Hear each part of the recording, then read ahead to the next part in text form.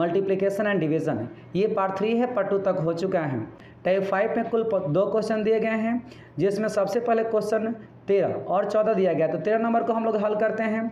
जैसे कि आप देख पा रहे हैं कि इसमें लिखा हुआ है सर, ये जो क्वेश्चन है, यदि संख्या 2 की पावर 32 प्लस 1 किसी संख्या से पूर्णतः विभाज्य हो तो कौन सी संख्या उसी संख्या से पूर्णतः विभाज्य होगी। तो आप देख सकते हैं कि यहाँ पर सबसे इम्पोर्टेंट जो एक सूत्र होता है कि a cube plus b cube. इसका जो सूत्र होता है कि a plus b a square minus a b plus b square. अब बताइए कि ये किससे कटेगा, तो या तो इससे कटेगा और नहीं तो ए प्लस बी से कटेगा।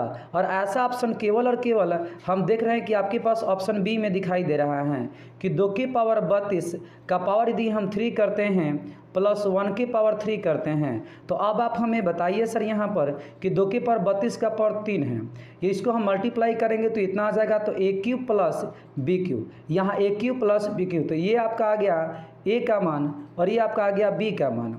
तो आप यहाँ देख सकते हैं कि जो विभाज्य होगा ए प्लस बी से विभाज्य होगा और ए का मान आपके पास दिया गया है 2 की पावर 32। ध्यान दें, 2 की पावर 32 प्लस 1 इससे विभाज्य होगा और ये कह रहा है कि उसी से विभाज्य होगा। अर्थात मेरा सही आंसर जो होगा, हमने इसको ब्रेक किया था 2 की पावर 96 प्लस 1 को, इसका मतलब सही आंसर मेरा क्या है, बी होगा।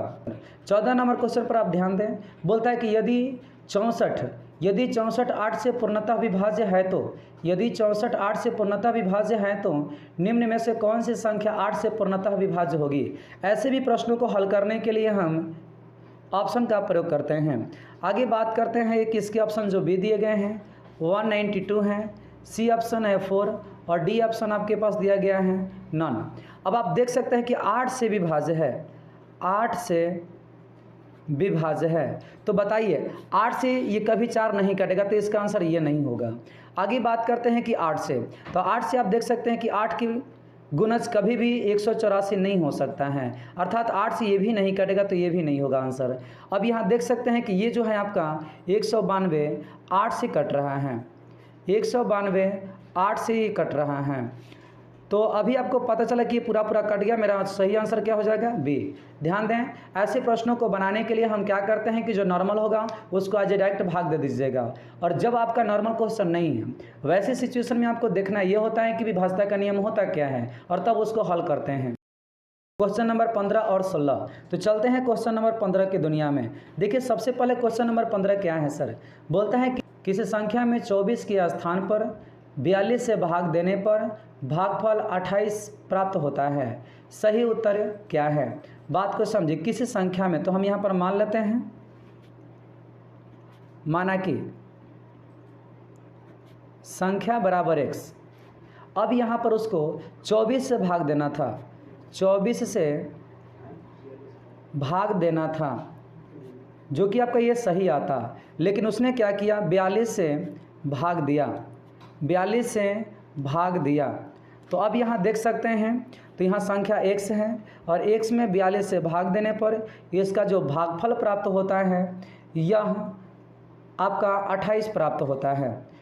जब संख्या में 42 से भाग दिया जाता है तो से भागफल 28 प्राप्त होता है। तो संख्या जब निकालते हैं तो x बराबर ये 28 गुने 42 हो जाएगा। अब इसका सही उत्तर क्या होगा, ध्यान दें, तो सही उत्तर अर्थात 24 से भाग देना था हमको, 24 से भाग देने पर मेरा सही आंसर आता, इसलिए सही उत्तर, ध्यान दीजिएगा, सही उत्तर। इसको जब निकालेंगे तो आपका संख्या में, मतलब संख्या x था, x में आपको 24 से भाग देना है और x का मान आ गया है आपके पास 28 गुने 42। तो यह 28 गुने 42 और बटा हम 24 से भाग देते हैं। तो आप इसमें देख सकते हैं 6 से काटेंगे तो 6 चौका 24 और 6 सत्ते 42, फिर 4 से इसको काटिएगा तो ये 7 बार में, अर्थात इसका सही आंसर जो होगा 7 सत्ते 49।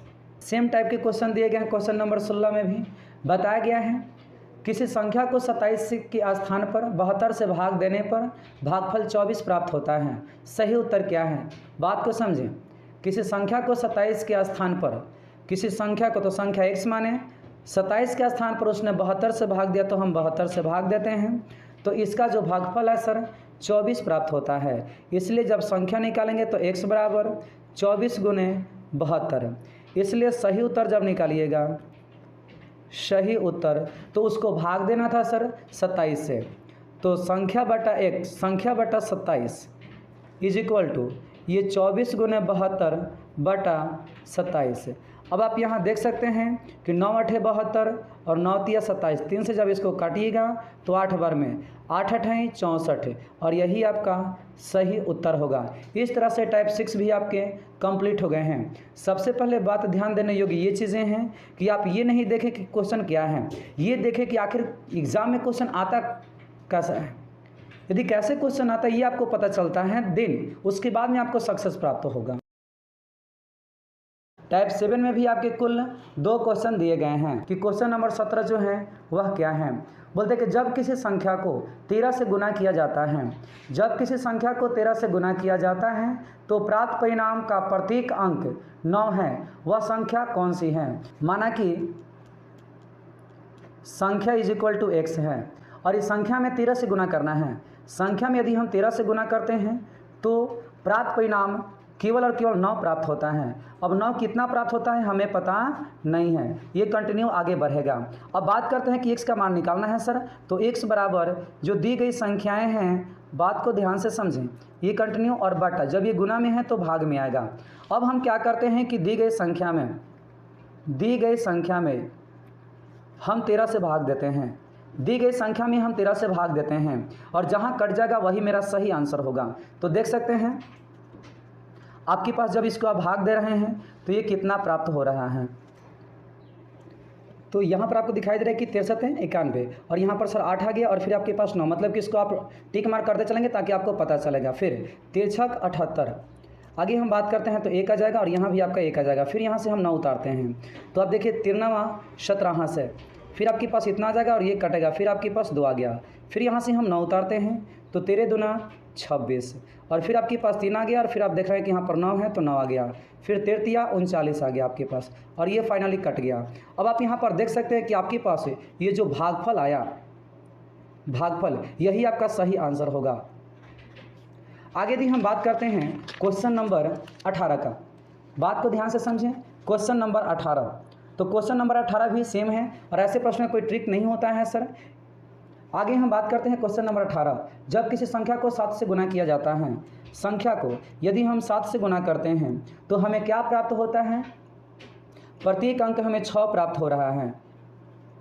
जब प्रत्येक अंक हमें 6 प्राप्त होता है तो फिर x बराबर इसको एज ए डायरेक्ट हम इस तरीक़े से राइट कर रहे हैं कंटिन्यू और अपॉन 7 हो जाएगा। तो बताइए सर जब इसको हम 7 से भाग देते हैं, जब इसको हम 7 से भाग देते हैं तो फिर वैसे ही इसको हम क्या करेंगे, भाग देते जाएंगे। तो इसमें 7 9 63 हो जाएगा और यहाँ से जब इसको घटाइएगा सर तो ये 3 आएगा, फिर आपके पास 6 आ गया।